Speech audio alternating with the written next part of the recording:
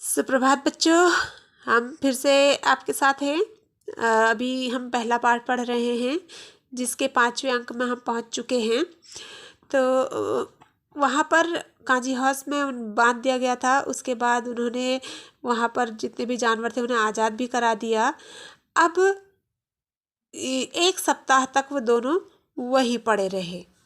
काजी house में वहाँ से और जानवर तो जा चुके थे, लेकिन उनको वहीं रहना पड़ा। उन्हें खाने के लिए कुछ भी नहीं दिया गया और यहाँ तक कि थोड़ा सा पानी दे दिया जाता था और ज़्यादा कुछ नहीं।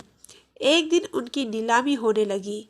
कोई भी आदमी उन्हें नहीं खरीदता था, क्योंकि इतने अच्छे सुडौल जो बैल थे वो इतने समय तक भूखे रहने के कारण बहुत ही कमज़ोर हो चुके थे।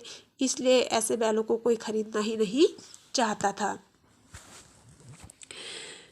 सहसा एक दड़ियल आदमी वहाँ पर आता है और वह उन्हें खरीद लेता है। वह दड़ियल आदमी कोई नहीं, एक कसाई है। वह जिस तरह से उनके कूल्हे में उंगली गोद कर देख रहा था, उससे हीरा और मोती कांप गए, क्योंकि वो समझ गए थे कि अब आगे क्या होने वाला है। नीलाम होकर दोनों दड़ियल कसाई के साथ चले गए। दोनों बहुत डरे हुए थे। वे अपने भाग्य को कोस रहे थे। जरा सी चाल धीमी क्या होती, पीछे से कसाई जोर से डंडा मार देता था।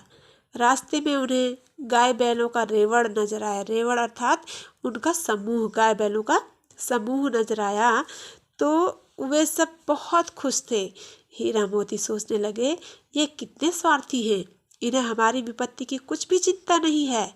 अचानक हीरा मोती को लगा कि ये रास्ते उनके जाने पहचाने हैं और इसी रास्ते से गया उन्हें ले गया था। अब उनकी सारी थकान और दुर्बलता धीरे धीरे गायब हो गई। उनके अंदर एक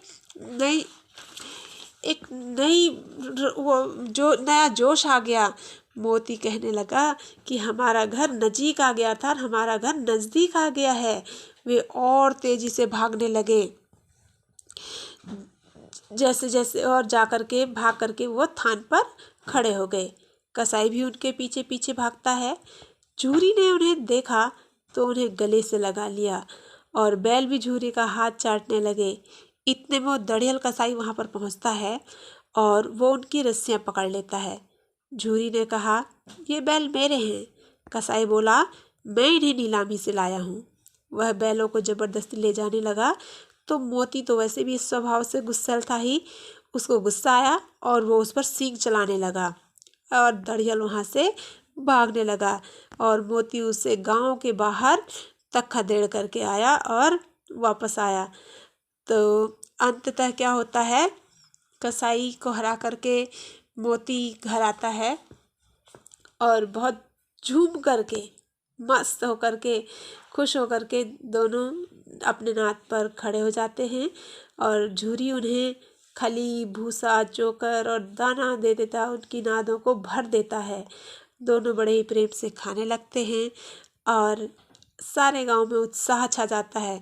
पहले मालकिन गुस्सा थी, लेकिन अब तो झूरी की पत्नी, उनकी मालकिन भी वहाँ आती है और वो दोनों भी उनके माथे चूम लेती है। ये पाठ यहीं पर बच्चों यहीं पर समाप्त होता है। आगे आप इसके प्रश्न उत्तर करेंगे। धन्यवाद।